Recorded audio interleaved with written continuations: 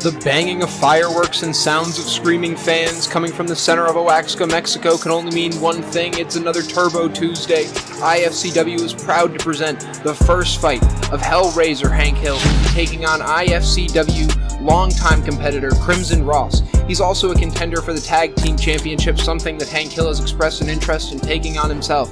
Tonight we get to see both competitors in singles action. And the sound of that piano can only mean one thing. Crimson Ross is going to be making his way down to the ring. Now, this young man's competitive record currently sits at 1-0, where he made his debut match alongside RT Wolf, who competed in the IFCW International Tournament to kick off Turbo Tuesday.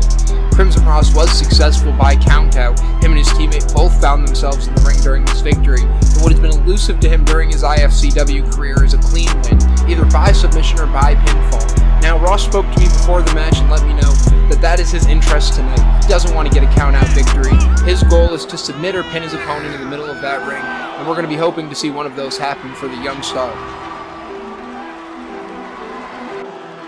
The fans here eagerly awaiting the entrance of Hank Hill. Guitar sound and smoke fills the arena, and I hear an engine in the background. What must be coming here? That's a motorcycle. That's a goddamn motorcycle. Hell-raising Hank Hill has brought a motorcycle to the arena. He's entered in style, and I think he plans to leave in style as well as he parks that out of the entrance.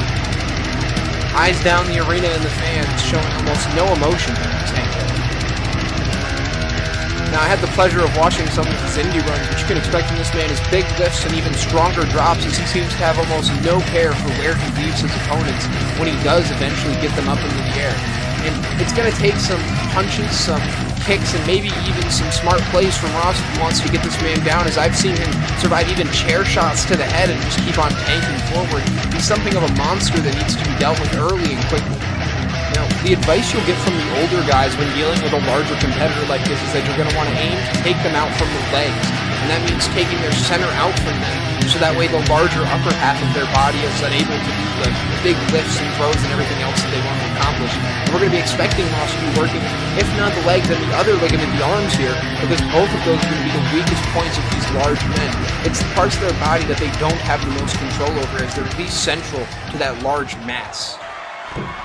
The announcer T-Buzz now will be calling the two men into the ring. The following contest is scheduled for one fall. Introducing first, standing in the ramp side corner, weighing in at 212 pounds, fighting out of Tokyo, Japan, Crimson Ross! You better put those steroids in use, boy. And his opponent, standing in the street side corner, weighing in at 316 pounds, fighting out of the fifth dimension, Hellraiser Hank Hill. Right, raise hell lead, buddy. As the bell sounds, immediately Ross is going to pick up his guard, afraid of his opponent. A flying knee attempt from Hank Hill, but he's going to find a catch with the boot and a big chop to the back. Ross feeling the impact already. Crowd counting along. Doing Thor's hammer on you now. You hear Hank Hill call Thor's hammer. Chilled out a bit. Ross asking him just to take a break, and I think that's why, he's going to let him go, and Hank Hill lets him go big time there as Ross lands out flat on his back. Hank Hill taking a moment to savor it. First time in the IFCW ring. No time for a taunting, boy. Come on, come on. Ross definitely not liking that. Feels that a quick-paced action is what you need to be doing if you want to be successful on Turbo Tuesdays. What are you doing down there, crying now? Hank Hill quick back to his feet and another missed knee attempt. Big boot to the stomach and a big chop to the back as Ross is flat out again. I didn't tell you to get down, get back up. And Hank Hill, unsatisfied with the gut of his opponent, wants more fight out of him. Back to the clinch now. And a huge slam on Ross into the pin. Only a one count. Ross able to get the shoulder up quickly. Not as quick to his feet though, and Hank Hill taking another chance here to come. Ross feeling disrespected here. One kick, lower leg, and another chop to the stop. You can see he's employing that strategy mentioned earlier, where you're going to want to attack the lower half of the big men. And there he goes, trying to take him off his feet. Close, but Hank Hill able to get out of it. And another big slam from Hank Hill. This is not propane and propane accessories, Hank Hill. This man is an absolute monster. Ross, though, finds a chance to put him on his back, and he shouldn't be wasting time here. Gets to working that arm. But that arm, man. Yeah, but he can't be a lightweight to be a bouncer. Hank Hill reminding Ross of his past history as a bouncer. And a huge attempt there from Hank Hill. I can't believe I just saw him do that. And a punch from Ross to put those ambitions to rest. How does that fist taste, huh? Ross going up to the top rope here for the first time this match. Sizing up the big man. An elbow drop not going to connect, and Hank Hill trying to counter but unable to do so himself. Both are going to regret that. Into the clinch now is Ross. Ooh, la, la, la. And you see there Hank Hill absolutely laid out by Ross in a flurry of kicks to the torso and the lower Maybe the legs. announcers don't get my name fucked up this time, huh? Ross taunting the announcer. I think that was at T-Bubs, but I can't recall the time he's gotten his name wrong. Maybe Ross getting mad at somebody else there, unsure. Go for a little Hey, while. Hank, I was joking, buddy. Please. Ross trying to play buddy-buddy with Hank Hill, maybe get into his head, use those mind games on the newcomer. You just see those knees absolutely devastating from the Rebel. He gets on top, 1 punch, 2, 3, 4 punches, 5 punches, all 6 to the head of Hank Hill. Well, in fairness, 5 were punches and 1 was a bitch slap. Hank Hill definitely going to be feeling disrespected as Ross screams into him, where mics weren't able to pick that up. You can only imagine he's reminding him of his place, and Hank Hill did not like hearing that. Going to put Ross right back down on the canvas, and you know that means he just likes to pick him right back up.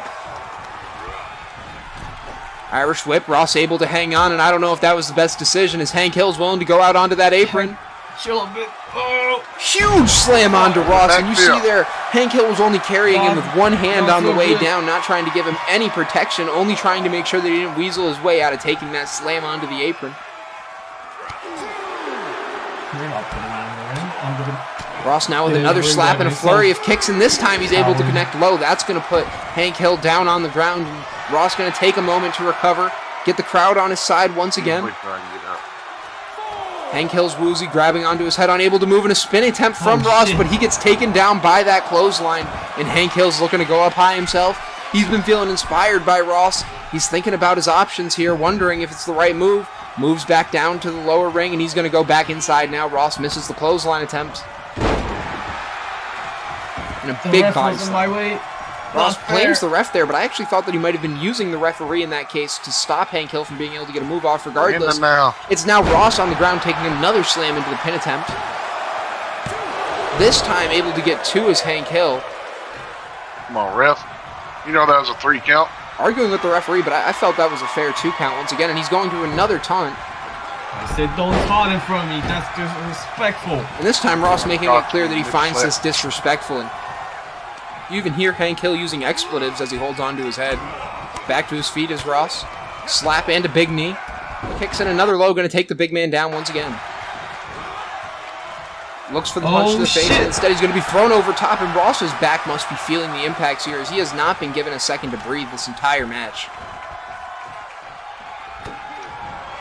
Hank Hill looking for something fancy, but Ross not going to allow it to happen. Once again going to the legs of the big man. Elbow to the face. Ross not able to just shrug that one off. Looks for a sliding attempt to take him down, but that's not going to fly as both arms get hooked. He's in the butterfly. Ross is held up in the air for a long time and lands square on those knees. His stomach must be feeling that impact.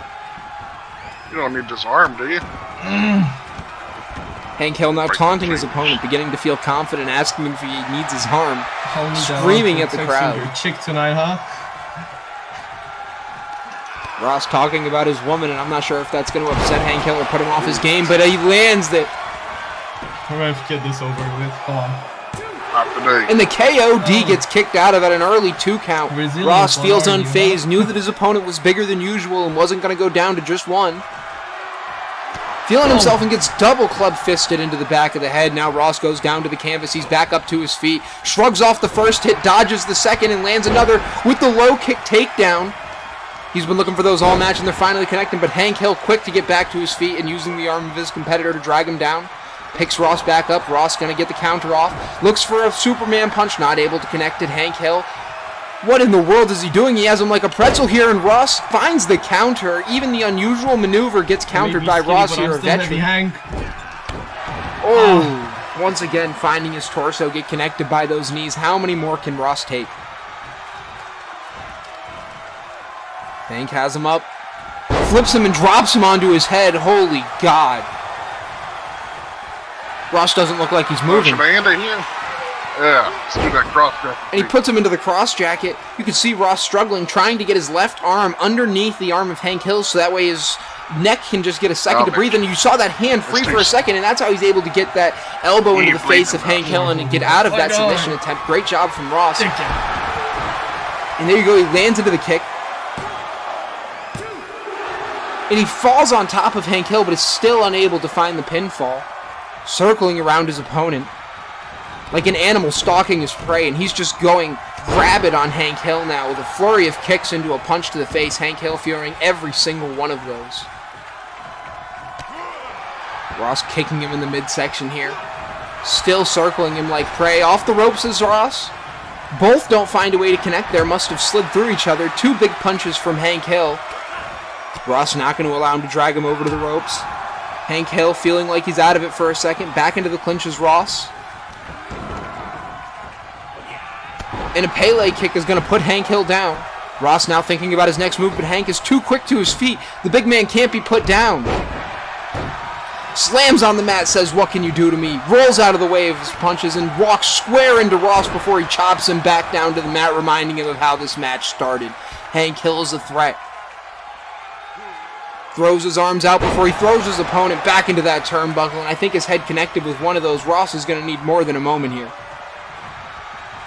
But he still finds a chance for a reversal. Back into the clinch is Ross. And how was he able to throw the big man using his leg for leverage? I still can't believe Ross was able to pull that off. As smart a competitor in the ring as any, Hank Hill gets him back up to his feet. Ross finds another counter. That's two in a row, and Hank Hill found his way onto the ropes. That's a precarious position against this man. As you know, that means kicks and stomps are coming aplenty. Grabs onto the ropes like he was going to springboard, but Ross thinks better and falls onto the canvas. I slipped over there. Claims he slipped there. Kicks his opponent in the face one time, finding some kicks land, some don't. Hank Hill finds one reversal, and both find a way to miss there. It looks like that they're feeling desperate here. Each have gone silent and are falling back on their legs, moves. You still feel your legs, huh? Ross taunting. Alright. I'm about to... You wait till I get up, buddy. Listening for Hank Hill told him, "Wait till I get up." And he's up right now, but Ross has sized him up and said, "Bang, you're dead." Here you go, he has the armbar locked in, and it looks like it's clean. There's no way Hank Hill's going to be able to break this. He's tapping on the mat, and the referee calls for the bell. You hear it there. Crimson Ross has won the match. Here's your winner, the Rebel, Crimson Ross. Crimson Ross able to accomplish what he set out to do here tonight, and that was to gain a win by pinfall or submission. He also moves his IFCW total record to 2-0 and accomplishes something that many do not, which is to win their first solo competition here in the IFCW. He'll definitely be proud of what he was able to accomplish and hopefully carry this momentum into his One Night in Japan Tag Team Championship match. Now, if you just can't get enough IFCW action, you can tune in to watch Crimson Ross take on Cruz Diaz in a Ring Records match right now here on YouTube.